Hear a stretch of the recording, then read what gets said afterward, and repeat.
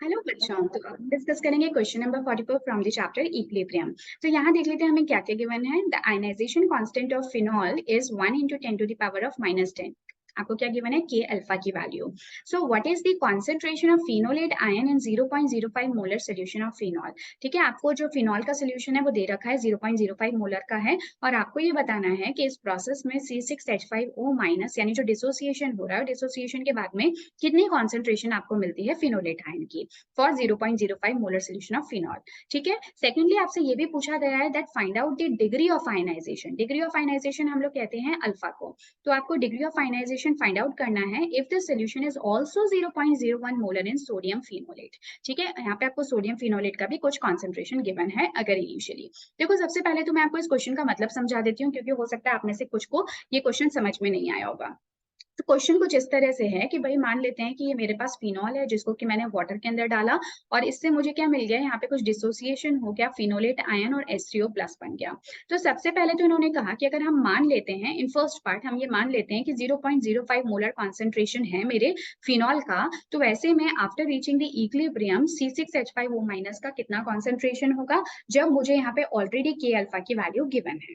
ठीक है, second question में इन्होंने हमसे कहा कि के अल्फा की वैल्यू तो आपको पता ही है इस रिएक्शन के लिए 0.05 मोलर मेरा सोल्यूशन है, और साथ ही साथ इनिशियली ही हमने 0.05 मोलर सोल्यूशन फिनोलेट का भी ले लिया। ठीक है, तो ऐसे में बताओ कि कितना डिग्री ऑफ आयनाइजेशन है। डिग्री ऑफ आयनाइजेशन का मतलब होता है कि कितना पार्ट जो है वो आयनाइज होकर फिनोलेट एंड H3O प्लस को बना पा रहा है, यानी कितने डिग्री तक ये पॉसिबल हो पा रहा है। Is that clear? चलिए ठीक है, तो अब हम इस क्वेश्चन को करना स्टार्ट करते हैं, बट इसके लिए मुझे कुछ स्पेस चाहिए होगा, तो मैं आपको लेके चलती हूँ व्हाइट बोर्ड पे, जहां पे कि हम इस क्वेश्चन को डिटेल में डिस्कस करेंगे। देखो, सबसे पहले तो हम लोग ना इस इक्वेशन को लिख लेते हैं, which is very important. First part C6H5OH है, वाटर में आपने क्या किया, डिसॉल्व किया, जिससे कि ये एक इक्विलिब्रियम रिएक्शन मतलब रिवर्सिबल रिएक्शन है, जिसमें C6H5O माइनस और H3O प्लस बन गया। Is that clear? अब देखो, इन्होंने हमें क्या दे रखा है वो हम लिख लेते हैं। So when T is equal to 0, तो इन्होंने कह रखा है कि 0.05 मोलर कॉन्सेंट्रेशन है फिनोल का। ठीक है, और ये आपको फाइंड आउट करना है फिनोलेट आयन के लिए। साथ ही इन्होंने मुझे क्या गिवन दे रखा है, के अल्फा की वैल्यू। के अल्फा की वैल्यू कितनी गिवन है आपको? 1 into 10 to the power of -10। इतनी इंफॉर्मेशन मुझे गिवन है। यहाँ से एक चीज मुझे ना समझ में आ जाती है कि भाई अगर वैल्यू आपकी इतनी छोटी है, 10 to the power -10 रेंज की है, तो ये तो बहुत ही स्मॉल है। ठीक है, तो बहुत स्मॉल है, तो देखते हैं आगे इसका क्या करते हैं ना। बस अभी इतना ध्यान रखो कि 10 बहुत स्मॉल है। अब क्या होगा कि जब हम लोग कुछ time t equal to T पर देखते हैं, जिस टाइम पे मान लेते हैं कि भाई आपका इक्विलिब्रियम जो है इस रिएक्शन के लिए वो अचीव हो चुका है, तो ऐसे में अगर 0.05 में से मान लेते हैं कुछ एक्स अमाउंट जो है वो डिसोसिएट हुआ था, आयनाइज हुआ था, सो दैट कि एक्स अमाउंट का ही हमारे पास में फिनोलेट आयन बन गया और एक्स ही अमाउंट का H3O प्लस बन गया। ठीक है, सही बात है, जितना इसमें आयनाइज होगा उतना ही पार्ट तो आपका, इतना ही कॉन्सेंट्रेशन तो फिनोलेट आयन और H3O प्लस की बनेगी। ठीक है ना, बिल्कुल सही बात है। यहाँ तक तो आई डोंट थिंक यहाँ तक आपको कोई भी कंफ्यूजन होगा। तो अब हमें क्या करना है, अब हमें फाइंड आउट करना है यहाँ पे इसी कॉन्सेंट्रेशन को जो कि फिनोलेट आयन के लिए है। चलो ट्राई करते हैं। तो देखो, के अल्फा मुझे ऑलरेडी गिवन है 1 into 10 to the power of -10, और मुझे पता है कि के अल्फा क्या होता है, दिस इज आयनाइजेशन कांस्टेंट। जिस तरह से पहले हम इक्विलिब्रियम कांस्टेंट निकालते थे, आयनाइजेशन प्रोसेस है, इसलिए हम क्या निकालेंगे, आयनाइजेशन कांस्टेंट। तो ये क्या हो जाएगा आपका, concentration of C6H5O minus multiplied by जो आपका H3O प्लस यानी कि प्रोडक्ट का कॉन्सेंट्रेशन है H3O प्लस का, डिवाइडेड बाय जो आपका C6H5OH है उसका कॉन्सेंट्रेशन। ठीक है, सही है। अब देखो, इनकी वैल्यूज को आप पुट कर दो, तो 1 into 10 to the power of -10 is equal to C6H5O minus की, बताओ कॉन्सेंट्रेशन कितना है, x है, इसका भी H3O प्लस का भी x है, और जो फिनॉल है वो कितना है, 0.05 माइनस x। ठीक है, तो अब हम, मैंने आपसे पहले ही कहा कि आपकी के अल्फा की वैल्यू तो काफी छोटी है, तो जो 0.05 माइनस एक्स है, यानी कि क्योंकि बहुत कम ही अमाउंट ऐसा है जो कि जाके डिसोसिएट हो रहा है, तो this value of x is very small. तो हम क्या कर सकते हैं, हम इसको सिंपली 0.05 भी लिख सकते हैं। तो ये क्या हो जाएगा, 1 into 10 to the power of -10 equal to x square divided by 0.05। अब जो इक्वेशन है वो काफी काफी सिंपल सी नजर आ रही है। सो 10 to the power of -10 multiplied by 0.05। अब आप इसका क्या कर लो, स्क्वायर रूट ले लो। जब आप इसका स्क्वायर रूट लोगे आपके आंसर का, तो 0.05 into 10 to the power of -10 का, तो आप इसको एक बार करके देखना। मैंने जब किया था तो मेरी वैल्यू आई थी 2.24 into 10 to the power of -6 molar solution. ठीक है, ये हो गया x, और ये x क्या है, ये x एक्चुअली आपका C6H5O माइनस यानी कि फिनोलेट आयन का ही तो कॉन्सेंट्रेशन है, और यही तो हमें कहा गया था पता करने के लिए। Is that right? तो यहाँ पे हमारा कंप्लीट होता है फर्स्ट स्टेप इस क्वेश्चन का।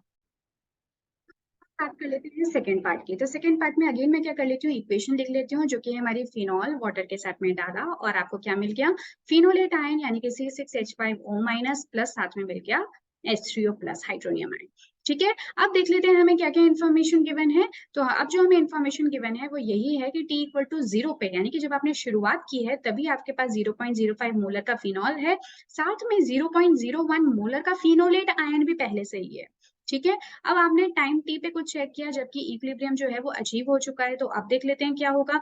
कोई फर्क नहीं आएगा, 0.05 है, मान लो कि उसमें से एक्स अमाउंट जो है वो कंज्यूम हो गया in order to form x amount of phenolate ion and x amount of H3O plus. लेकिन यहाँ पे बस एक चीज ध्यान रखने वाली है कि इस बार इनिशियली शुरुआत से ही आपके पास 0.01 पहले भी प्रेजेंट था, तो आपको क्या करना है, ये x तो बन ही रहा है पर इसके साथ में 0.01 मोलर फिनोलेट आयन जो पहले है उसको भी आप इग्नोर नहीं कर सकते।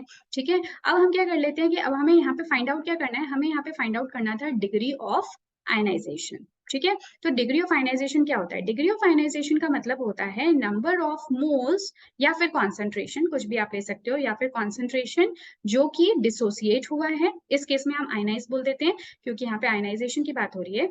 तो जो आपका आयनाइज हुआ है डिवाइडेड बाय टोटल आपने कितने मोल्स लिए थे या फिर आपका क्या कॉन्सेंट्रेशन था इनिशियल।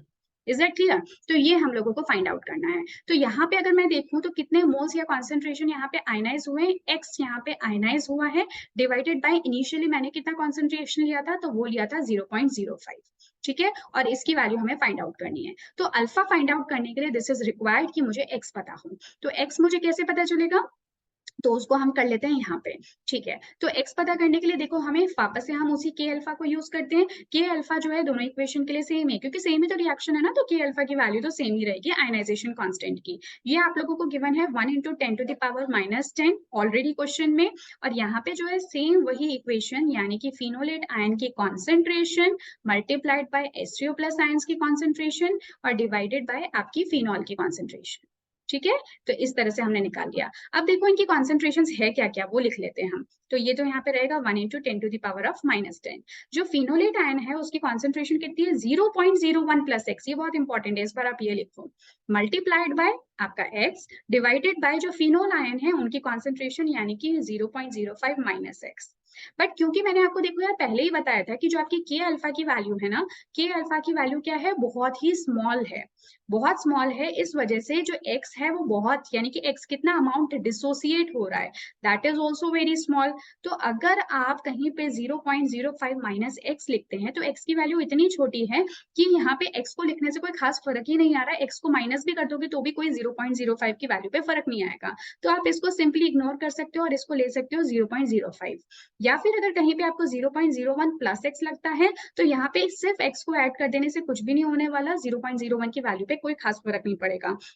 तो इसको हम लोग ले लेते हैं 0.01। इससे होगा क्या, हमारी कैलकुलेशन आसान हो जाएगी। तो ये तो हो गया मेरा 10⁻⁻10। अब यहाँ पे क्या करोगे, x को इग्नोर कर दोगे, सो दिस विल बिकम 0.01 और multiplied by x divided by ये हो गया आपका 0.05। अब यहाँ से आपको x कैलकुलेट करना है तो आई थिंक इट्स सिंपल। अब क्या करो, 5 × 10⁻⁻10 और ये आपका हो गया yes, so this would be the answer right. 5 × 10⁻⁻10 ये हो गया आपका मोलर कॉन्सेंट्रेशन। तो x क्या हो गया, x देखो ध्यान से देखो, x जो है ये आपका क्या है, ये है H3O प्लस की कॉन्सेंट्रेशन। तो यहाँ पे आपको मिल गया H3O प्लस की कॉन्सेंट्रेशन। अगर आपसे कोई कहता है कि फिनोलेट आयन की कॉन्सेंट्रेशन बताओ तो आप क्या करोगे, ये जो x है इसकी वैल्यू को यहाँ पे पुट कर दो 5 × 10⁻⁻10 और उसमें 0.01 को प्लस कर दो, तब जाके आपको फिनोलेट आयन का कॉन्सेंट्रेशन मिलेगा। अभी जो मुझे मिला है वो सिंपली H3O प्लस आयंस का कॉन्सेंट्रेशन मिला है। Is it clear? लेकिन क्वेश्चन में मुझसे क्या पूछा था, they asked us to find out alpha. तो अल्फा क्या था, मैंने आपको बताया x डिवाइडेड बाय 0.05, यही तो x है ना। तो x यानी कि हम क्या लिख सकते हैं, x डिवाइडेड बाय 0.05। x की वैल्यू देखो अभी मैंने क्या फाइंड आउट की, 5 × 10⁻⁻10 और जो ये है हमारा 0.05 इसको हम कैसे लिख सकते हैं, 5 × 10⁻⁻2। है ना। अब ये जब 5 से 5 कैंसिल हो जाएगा, ये 10 टू द पावर -2 ऊपर जाएगा, तो ये कितना बन जाएगा 10 टू द पावर ऑफ -8। तो हम क्या देख रहे हैं कि जो हमारा डिग्री ऑफ आयनाइजेशन वो कितना है 10 टू द पावर ऑफ -8 है, विच इज टू लेस। इसका मतलब ये हो गया कि बहुत ही कम अमाउंट में ये जो X है ये बेसिकली आयनाइज होगा in order to form this phenolate ion and H3O plus ion. Is that clear? तो यहाँ पे देखो, अगर मैं आपसे मेजरली बात करूँ तो हमने क्या क्या किया। फर्स्ट स्टेप में तो हम लोगों ने जो फर्स्ट क्वेश्चन था उसमें हमने के अल्फा को यूज करते हुए, उसके इक्वेशन को यूज करते हुए हमने कॉन्सेंट्रेशन फाइंड आउट की फिनोलेट आयन की। जो हमारा सेकंड क्वेश्चन था उसमें हमें फाइंड आउट करना था अल्फा, उस अल्फा को फाइंड आउट करने के लिए अगेन हमने के अल्फा की इक्वेशन को यूज किया, और इस तरह से हमने अल्फा यानी कि जो डिग्री ऑफ आयनाइजेशन है और यहाँ पे था ये आयनाइजेशन कांस्टेंट, इन दोनों को फाइंड आउट किया। दिस इज वेरी इंपॉर्टेंट कि आप ये जो टर्मिनोलॉजीज है ना इनसे थोड़े से वेल अवेयर रहो, ठीक है, क्योंकि इस तरह से कई सारे क्वेश्चंस आपसे आगे भी डिस्कस किए जाएंगे।